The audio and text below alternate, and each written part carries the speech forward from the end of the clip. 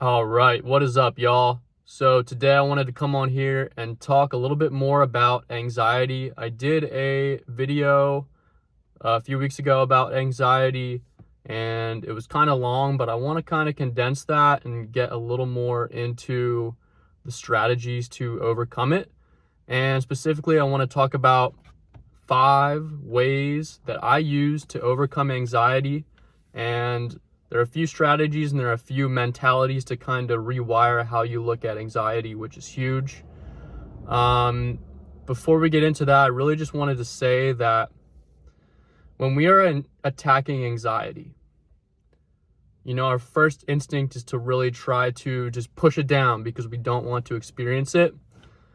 And if we are really trying to heal our anxieties, that is not how we're supposed to do it.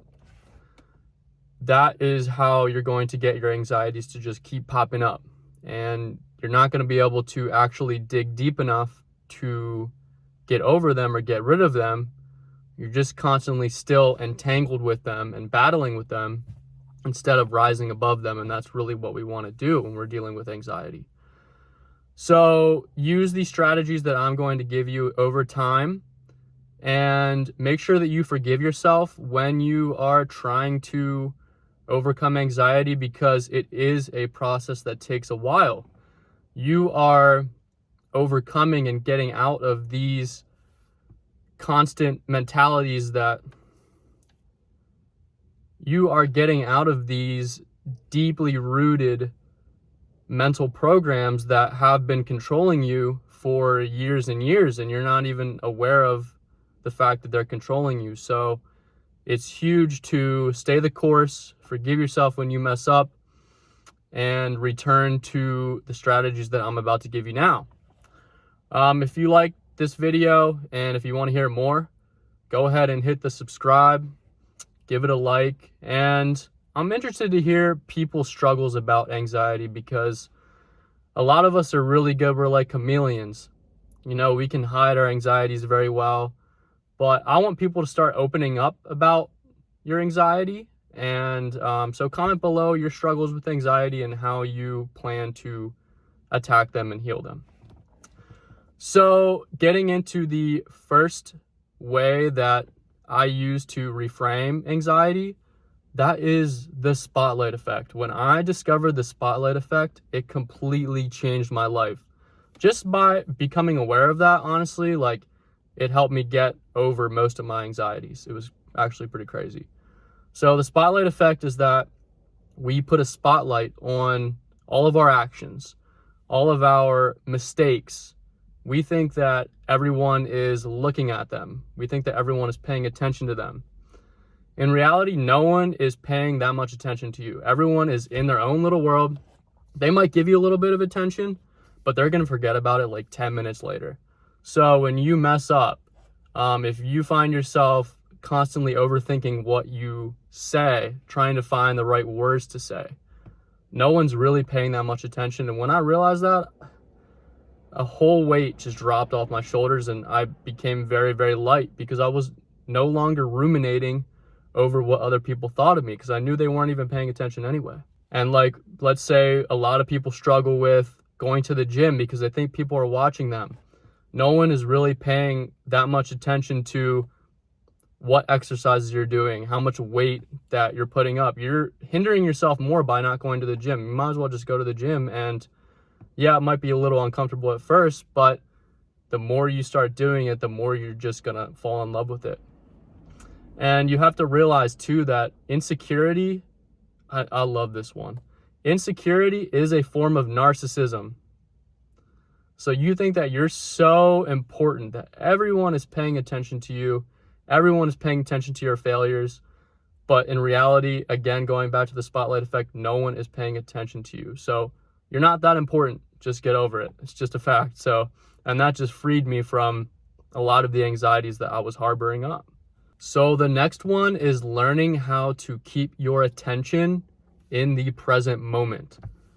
Because if you think about it, a lot of our anxieties come because we are living prematurely in the future. And we are projecting the fear of the unknown, basically, on what might happen in the future. But in reality, if you are constantly in the present moment, anxiety cannot exist. If you're not thinking about the past or the future, you're just fully engulfed in the present moment. You know, when you're like working on something, or you're playing a sport, or you're just making art or anything like that, you get into this flow state where you are just pretty much acting unconsciously. That was really how meditation changed my life, because in meditation, we're learning how to return back to the present moment, and we are starting to observe when we get caught up in thinking about the future. And so once we're aware of how we do that, we can bring our attention back to the present moment. So look into meditation. I'll probably talk about it in future videos. Honestly, there's really no point in worrying about the future. Yeah, you can plan a little bit, but you have to let go of how it's going to work out. Because you always, like, let's say you're going into a social situation and you're nervous to talk to people or whatever, you're always happy with yourself that you showed up, or you went to that gathering, or you stepped out and talked to someone. You're always thankful with yourself that you did that afterwards. Another thing too to think about is that when we are not in the present moment, when we are letting anxiety rule us, that is not us. We can't operate at our fullest potential from that state. So something to think about. Keep your attention in the present moment. Look into meditation. The third one is control your physiology. And I got this from Tony Robbins many years ago. Ooh, I love Tony Robbins, and I love how he explained this. It's a way that you can actually control anxiety from the outside in. Normally, we're looking at inside why anxiety is happening, but this is a way to actually, and it works for sure. Can't really explain why it works, but let's say when you get anxious, you'll notice that your body tenses up. Your jaw might be clenched.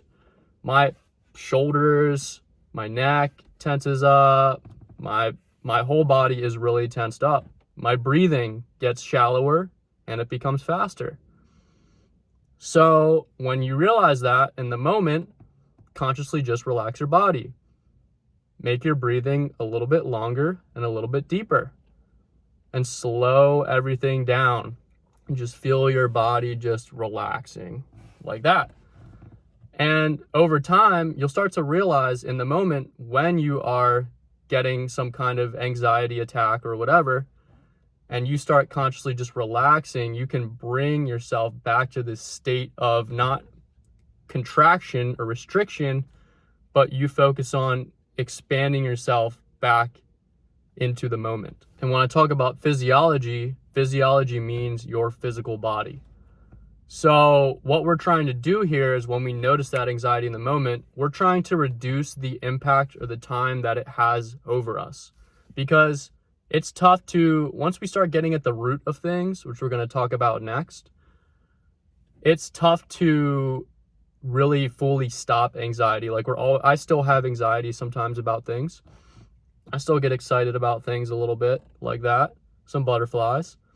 And, but we want to minimize the time that the anxiety is occurring and the impact that it has over us. So relaxing your body, letting it go is a way to reduce that and to control the effect that the anxiety has over you.